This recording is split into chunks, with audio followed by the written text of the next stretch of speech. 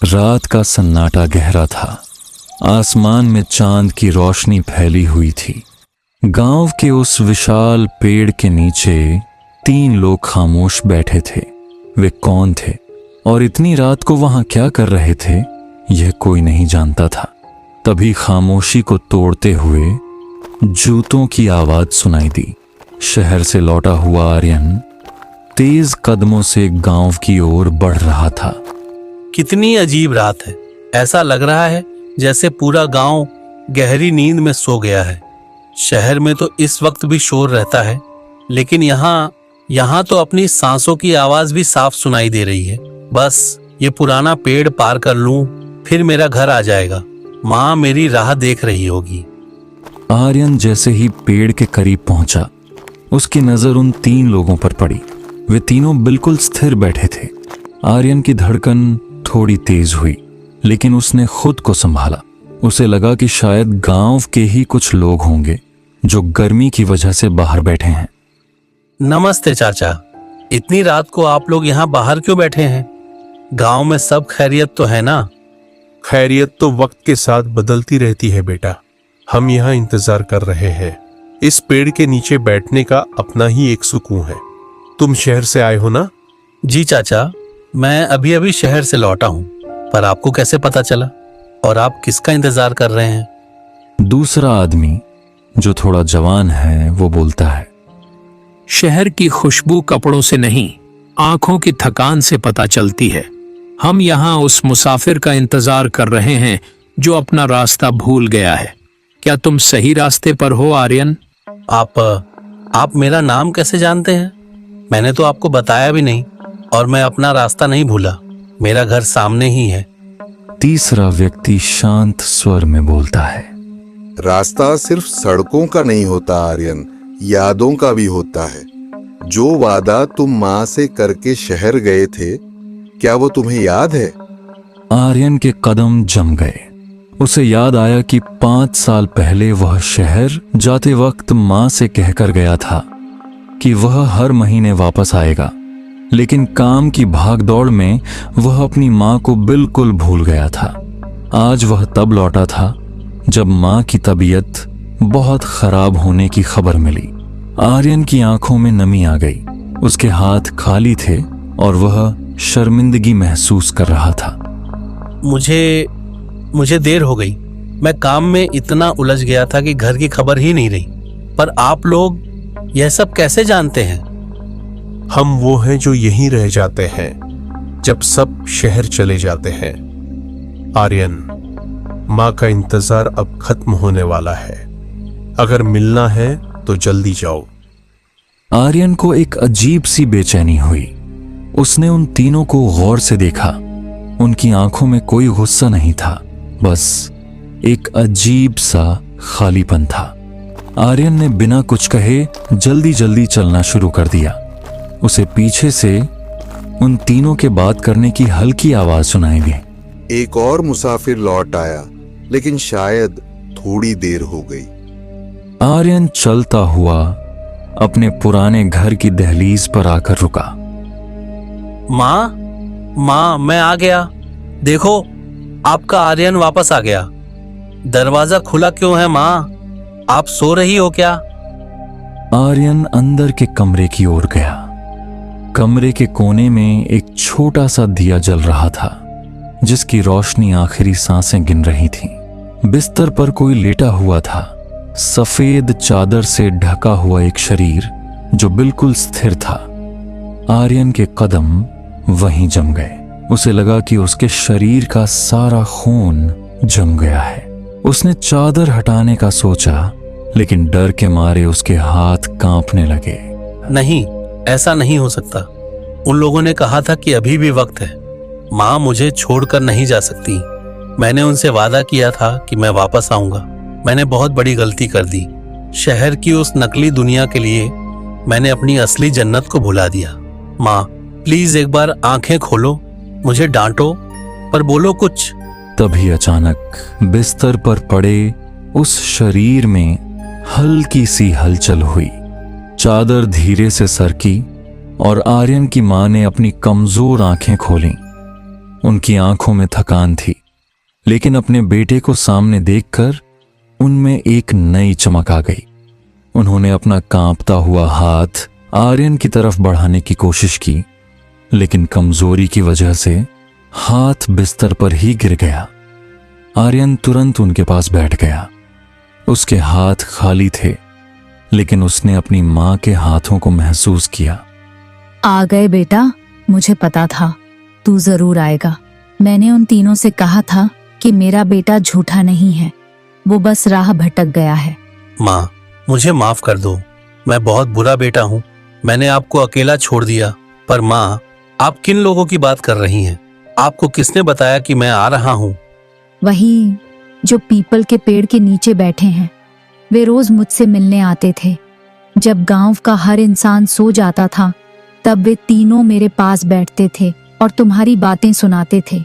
वे कहते थे कि आर्यन अब बड़ा आदमी बन गया है, उसके पास वक्त नहीं है। लेकिन मैं कहती थी, मेरा बेटा अपनी मिट्टी को नहीं भूलेगा। आर्यन का शरीर सुन्न पड़ गया। उसे वे तीन लोग याद आए, वह बुजुर्ग, वह आदमी। उसे अब समझ आया कि वे गांव के साधारण लोग नहीं थे। वे तो मां के अकेलेपन के साथी थे, जिन्हें शायद मां की दुआओं ने ही वहां बिठाया था। माँ, वे लोग कौन थे? मैंने उन्हें देखा। वे पेड़ के नीचे बैठे मेरा इंतजार कर रहे थे। उन्होंने ही मुझे यहाँ जल्दी भेजा। वे कोई और नहीं थे बेटा, वे तेरे ही पूर्वज थे। वे इस घर की और मेरी रखवाली कर रहे थे, ताकि जब तू लौटे तो तुझे घर खाली ना मिले। लेकिन अब उनकी ड्यूटी खत्म हो गई है। उन्होंने अपना वादा निभाया और तूने अपना। आर्यन ने घर की खिड़की के बाहर देखा। दूर उसी पीपल के पेड़ के नीचे उसे फिर से वही तीन साये दिखाई दिए। वे अब खड़े थे और आर्यन की तरफ हाथ हिलाकर जैसे विदा ले रहे थे। धीरे धीरे वे धुंध में ओझल हो गए। कमरे का वह दिया जो बुझने वाला था, अचानक तेज रोशनी के साथ जल उठा। माँ, अब मैं कहीं नहीं जाऊंगा। मैं यहीं रहूंगा, आपके पास। शहर की वो चमक अब मुझे नहीं चाहिए। मुझे मेरा गांव और मेरा सुकून मिल गया है। देर आए पर दुरुस्त आए बेटा। इंसान को हमेशा अपनी जड़ों को याद रखना चाहिए। याद रखना, यह रास्ता सिर्फ उन्हीं को डराता है जो अपनों को भूल जाते हैं। जो प्यार लेकर आता है, उसे यहाँ सिर्फ सुकून मिलता है।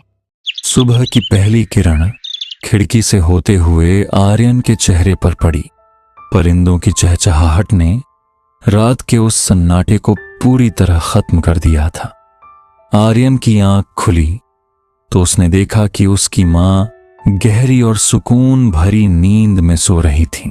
उनके चेहरे पर वह बेचैनी अब नहीं थी जो रात को दिख रही थी। आर्यन धीरे से उठा और कमरे से बाहर आंगन में आया। ताजी हवा और सूरज की रोशनी ने उसे रात के उन डरावने और रहस्यमयी अनुभवों से थोड़ा दूरी कर दिया था। उसने अपने खाली हाथ हवा में फैलाए और एक लंबी सांस ली। उसे लग रहा था जैसे रात की वो सब बातें सिर्फ एक बुरा सपना थीं। कितनी शांत सुबह है। रात को जो कुछ भी हुआ, वो पेड़, वो तीन लोग, वो डरावना रास्ता, शायद वह सब मेरी थकान और डर का नतीजा था। माँ ठीक है, बस यही सबसे बड़ी बात है। मुझे बाहर जाकर थोड़ा पानी लाना चाहिए और देखना चाहिए कि गांव में क्या चल रहा है। सामने गांव का वही पुराना रास्ता था, लेकिन दिन की रोशनी में वह रास्ता बिल्कुल साधारण लग रहा था। कुछ ही दूरी पर गांव के एक बुजुर्ग काका अपने खेत की ओर जा रहे थे। उन्होंने आर्यन को देखा तो ठिठक कर रुक गए। उनकी आंखों में हैरानी और खुशी दोनों थी। अरे आर्यन बेटा, तुम कब आए? हमें तो किसी ने खबर ही नहीं दी कि तुम शहर से लौट रहे हो। नमस्ते काका, बस कल रात ही पहुंचा हूँ। माँ की तबीयत का पता चला तो खुद को रोक नहीं पाया। रात काफी देर हो गई थी, इसलिए किसी को बताया नहीं। कल रात? लेकिन बेटा, कल रात तो बहुत घनी और काली थी और तुम पैदल आए होगे। क्या तुम्हें रास्ते में कोई मिला नहीं? हाँ काका, पैदल ही आया था। रास्ते में वह जो पुराना पीपल का पेड़ है, वहां चबूतरे पर 3 लोग बैठे थे। उन्हीं से रास्ता पूछा था। उन्होंने ही बताया कि माँ मेरा इंतजार कर रही हैं। काफी भले लोग थे, पर थोड़े अजीब भी। आर्यन की बात सुनते ही काका के चेहरे का रंग उड़ गया। उन्होंने आसपास देखा, जैसे वे सुनिश्चित करना चाहते हों कि कोई और तो नहीं सुन रहा। आर्यन बेटा, तुम क्या कह रहे हो? पीपल के पेड़ के नीचे 3 लोग? क्या तुमने गौर से देखा कि वे कौन थे? हाँ काका, एक बुजुर्ग थे कुर्ते में, 2 आदमी थे। वे तीनों काफी देर से मेरा ही इंतजार कर रहे थे। क्यों काका, क्या बात है? आप इतने परेशान क्यों लग रहे हैं? काका ने एक लंबी सांस ली। उन्होंने अपनी नजरें नीची कर लीं और फिर जो कहा उसने आर्यन के पैरों तले जमीन खिसका दी। बेटा, उस पीपल के पेड़ के नीचे का चबूतरा तो पिछले 10 सालों से खाली पड़ा है। गांव का कोई भी इंसान रात के वक्त उस पेड़ के पास से गुजरने की हिम्मत भी नहीं करता। लेकिन तुमने जिन 3 लोगों का जिक्र किया है, वे कोई और नहीं, तुम्हारे दादा और तुम्हारे बड़े ताऊ जी थे। क्या आप यह क्या कह रहे हैं काका? यह कैसे मुमकिन है? वे तो सालों पहले गुजर चुके हैं। मैंने उनसे बात की, उन्होंने मेरा नाम लिया। यही तो इस गांव का रहस्य है आर्यन। कहते हैं कि जब इस घर का कोई सदस्य बहुत मुसीबत में होता है या आखिरी सांसें गिन रहा होता है, तो घर के पुराने बड़े बुजुर्ग उस पेड़ के नीचे पहरा देने आ जाते हैं।